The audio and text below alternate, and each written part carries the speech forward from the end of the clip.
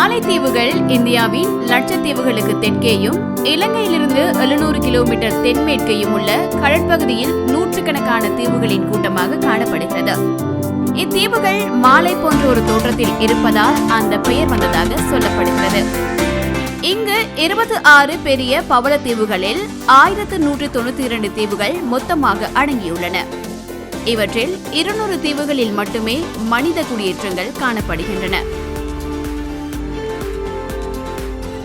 இங்குள்ள மொத்த மக்களின் தொகை சுமார் 3,14,000. இதன் தலைநகரம் மாலே. இதன் ஆட்சி மொழி திவயே. இது சிங்களத்துடன் நெருங்கிய தொடர்புடையது. ஆங்கிலமும் போதனா மொழியாக இப்போது கற்பிக்கப்படுகிறது. 1980களில் மாலைத்தீவு தொல்பொருள் ஆய்வுக்குட்பட்டது. அதன்படி கடலுக்கு கீழ் நீண்ட மலைத்தொடராக காணப்படும் இப்பகுதி ஒரு காலத்தில் நிலப்பகுதியாக இருந்திருக்க வேண்டும். அங்கு மக்கள் வசித்திருக்க வேண்டும் என கூறப்படுகிறது. இங்குள்ள மொழி கலாச்சாரம் கிறிஸ்துவுக்கு முன் 300லேயே இங்கு மனிதர்கள் வாழ்ந்திருப்பதாகவும் அவர்கள் தமிழர்கள் என்பதையும் சொல்கிறது. கிறிஸ்துவுக்கு பின் 4ஆம் நூற்றாண்டில் பௌத்த மதம் இலங்கையிலிருந்து இங்கு இறக்குமதி செய்யப்பட்டுள்ளது. கிறிஸ்துவுக்கு பின் 12ஆம் நூற்றாண்டில் இஸ்லாம் சமயம் இங்கு வரும் வரை பௌத்த மதம் மட்டுமே இருந்துள்ளது.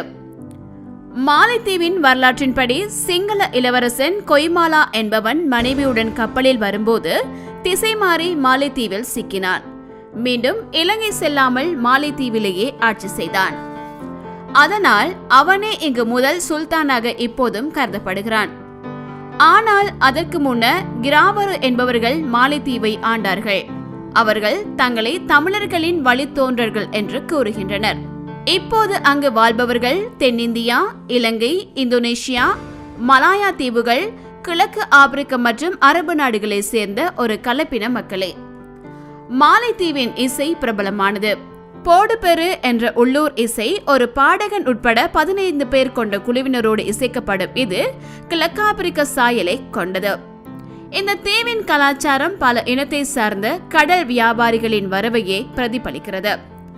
1887 முதல் 1965 ஜூலை 25 வரை பிரித்தானிய ஆட்சியின் கீழ் இருந்தது.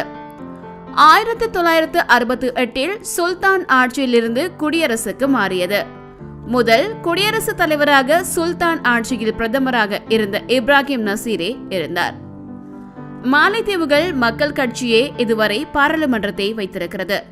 ஆனாலும் 2005க்கு பிறகு மற்ற கட்சிகளும் சட்ட ரீதியாக எடுக்கப்பட்டுள்ளன. இங்குள்ள 26 பவளத்தீவுகளுக்கும் 26 தலைவர்கள் உள்ளனர். அவர்களே அதிபருக்கு அந்த தீவு பற்றி பதில் கூற வேண்டியவர்கள். சுற்றுலாத்துறையும் மீன்பிடி கைத்தொழிலும் மாலைத்தீவின் பொருளாதாரத்தில் முக்கிய இடத்தை பிடிக்கின்றன. அதனால் மீன்பிடி தொழிலுக்கு இயந்திர படகுகள் உட்பட ஏராளமான உதவிகளை அரசு செய்கிறது. கல்வியிலும் மீன்பிடி தொழில்முறையை ஒரு அங்கமாக சேர்த்துள்ளது. நாட்டின் தொழிலாளர் படையில் 30% பேர் மீன்பிடி கைத்தொழில் செய்பவர்களே. சுற்றுலாத்துறையின் வளர்ச்சியே மாலைத்தீவின் பரவலான வளர்ச்சிக்கு வேலைவாய்ப்பு உட்பட பல மறைமுக பயனை தந்துள்ளது.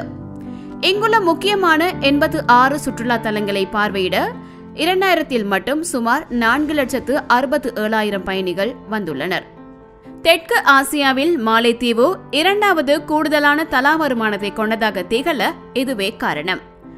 மாலைத்தீவுகளிலும் உலகிலும் மிக பெரியது இங்குள்ள ஞாவியானி பவளத்தீவாகும். உலகிலேயே தட்டையான நாடு இதுதான். 2.3 மீட்டர் உயரம் மட்டுமே கொண்ட நிலப்பரப்பு. 2004 டிசம்பர் 26 ஏற்பட்ட சுனாமியில் இங்கு சில பகுதிகள் நீருக்குள் மூழ்கின. அதுபோல கடல் மட்டம் உயர்ந்து வரைபடத்திலிருந்து காணாமல் போகுமோ என்ற அச்சமும் எல்லோரிடமும் நிலவுகிறது.